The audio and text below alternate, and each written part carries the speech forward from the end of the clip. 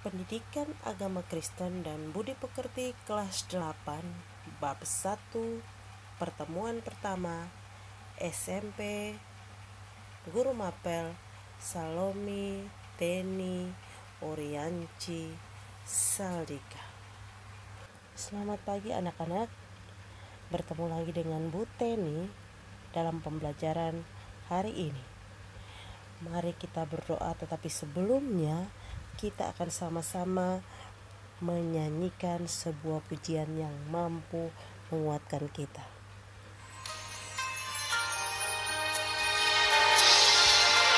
Tuhan tak pernah janji, langit selalu biru, tetapi Dia berjanji selalu menyertai. Tuhan tak pernah janji, jalan selalu rata, tetapi Dia berjanji berikan kekuatan. Jangan pernah menyerah, jangan berputus asa. Mujizat Tuhan ada saat hati menyembah. Jangan pernah menyerah, jangan berputus asa. Mujizat Tuhan ada bagi yang setia dan percaya. Mari kita bersatu dalam doa. Tuhan Allah Bapa kami yang bertakhta di dalam kerajaan sorga, pada hari ini kami akan mendengarkan pembelajaran. Kiranya Engkau memberkati hamba-Mu ini dan juga Engkau memberkati seluruh murid-murid, sehingga melalui pembelajaran daring pada hari ini iman kami bertumbuh dalam kebenaran yang benar. Terima kasih Tuhan.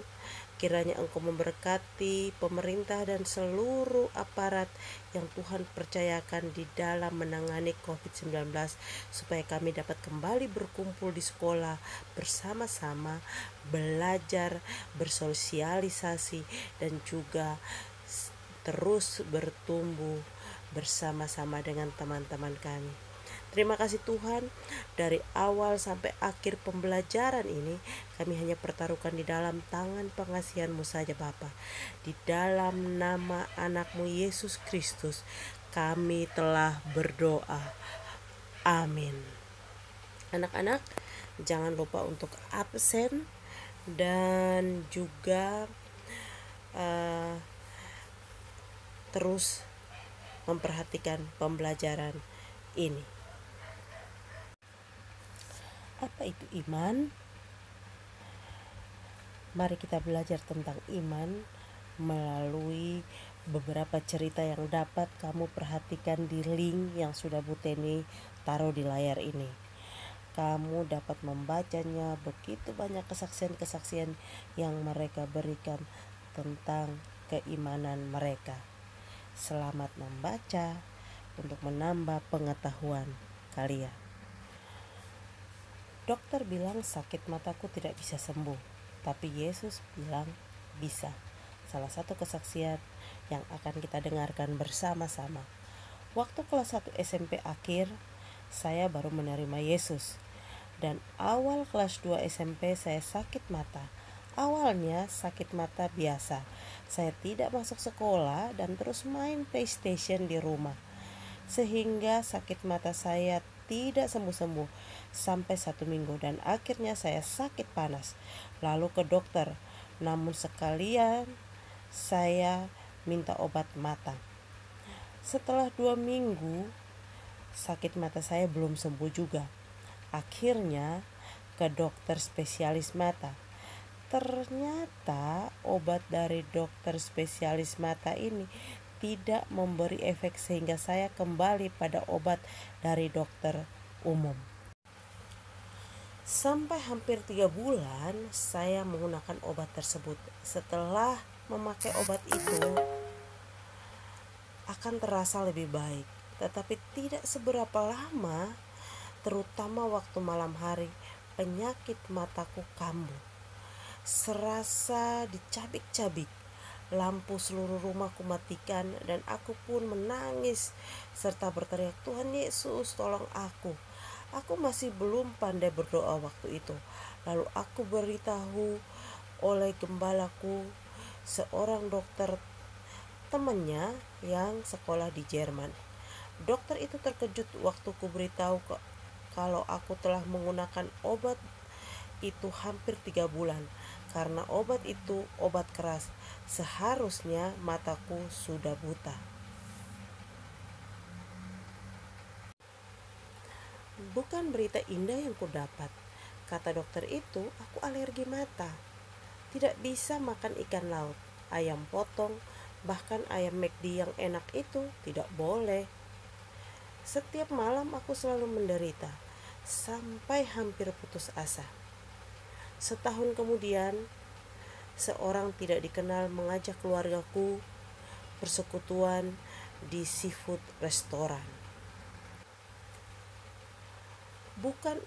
Bulan itu adalah bulan ulang tahunku. Hal ini membuatku sangat tertekan. Jika makan, aku akan menderita. Jika tidak, aku bisa ngiler melihat semua orang makan. Lalu mamaku menyuruhku makan. Berdoalah, pasti Tuhan sembuhkan. Dan aku pun memakannya dengan berdoa terlebih dahulu. Malamnya ku tunggu sampai besok. Ternyata aku tidak sakit lagi. Dokter bilang tidak bisa, tetapi Yesus bilang bisa. Believe him. Segala sesuatu indah pada waktunya. Gunadi. Apakah iman itu? Sehingga Gunadi tetap mau berdoa dan memakan makanan yang menjadi pantangannya. Apa pendapatmu tentang iman dari Gunadi dan cerita di bukumu halaman yang kedua? Tuliskan pendapatmu di buku tulis tentang apakah iman itu. Setelah kita mendengar cerita Gunadi dan juga membaca dari buku, maka mari kita sama-sama belajar tentang apa itu iman mulai dari Perjanjian Lama. Iman berarti keyakinan untuk bersandar pada sesuatu atau keyakinan untuk bersandar kepada seseorang, atau iman artinya berpegang teguh.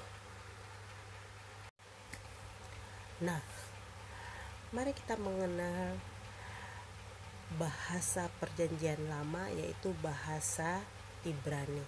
Dalam bahasa Ibrani ada 5 kata yang dipakai untuk menunjukkan apa itu iman.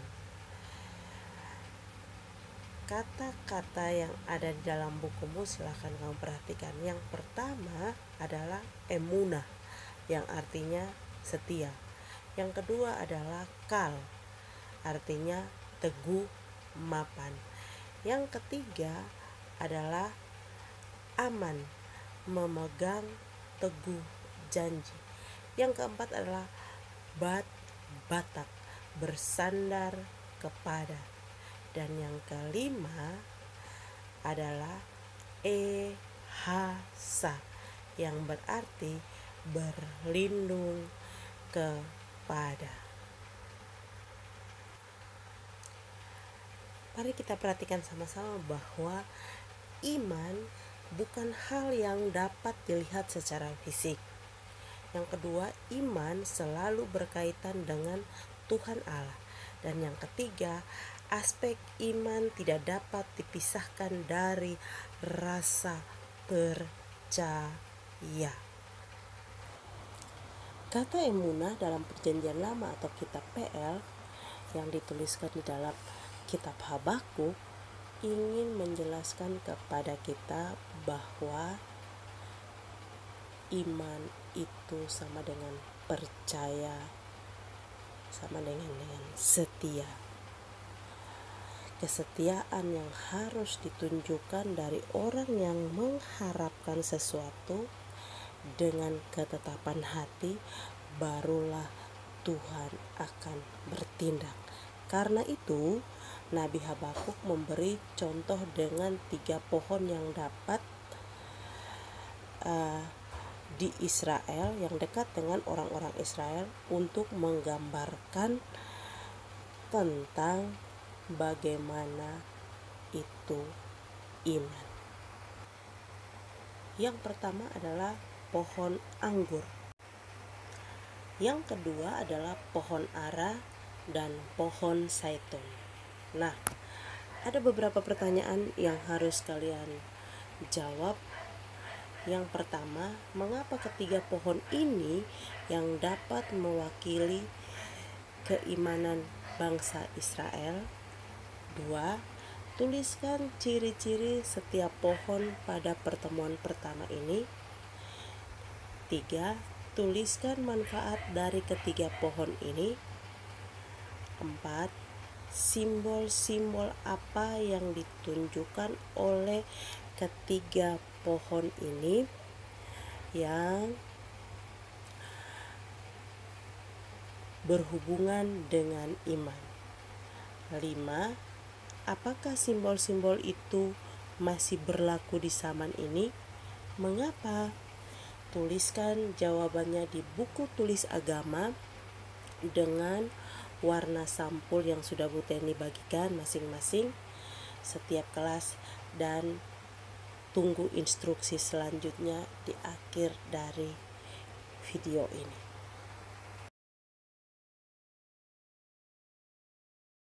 Dalam Perjanjian Baru, iman berarti berbicara hubungannya dengan akal budi, jiwa, dan hati.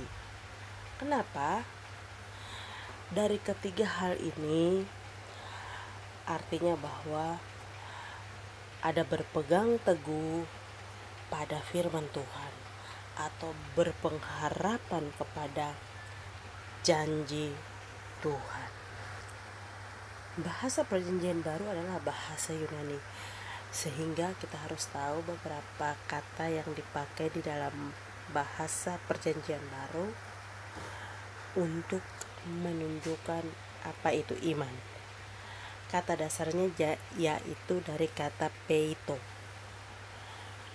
Kemudian dibagi dalam beberapa pengertian. Yang pertama yaitu pistis, yang kedua yaitu pistos, yang ketiga yaitu pisteuo, di mana pistos artinya yakin, pistos artinya iman, pisteuo artinya percaya.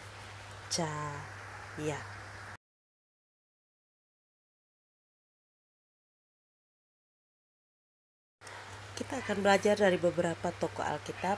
Yang pertama kita akan belajar dari tokoh Alkitab Perjanjian Lama, yaitu Abraham dan Nuh.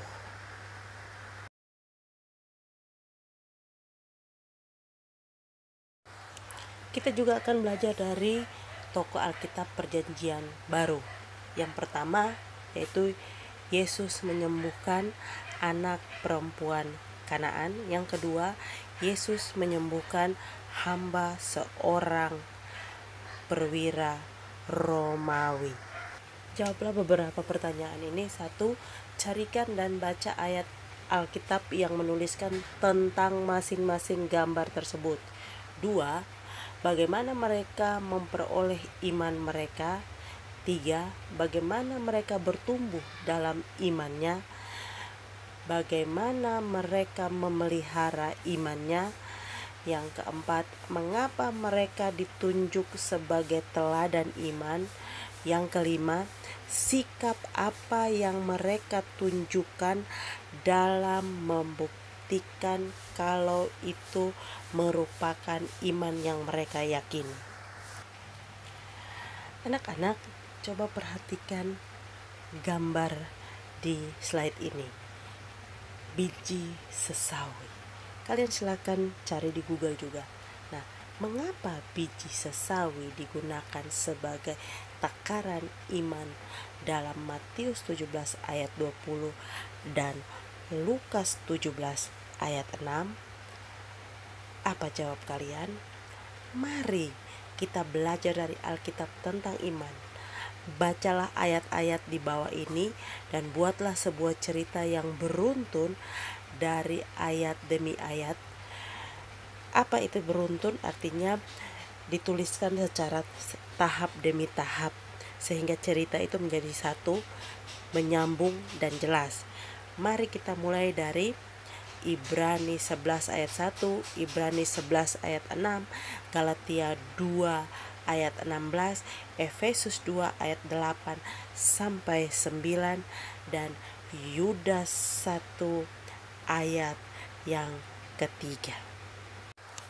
Oke, di penghujung pembelajaran ini, mari kalian silahkan mengerjakan beberapa tugas. Buatlah kesimpulan tentang apa yang kita pelajari hari ini.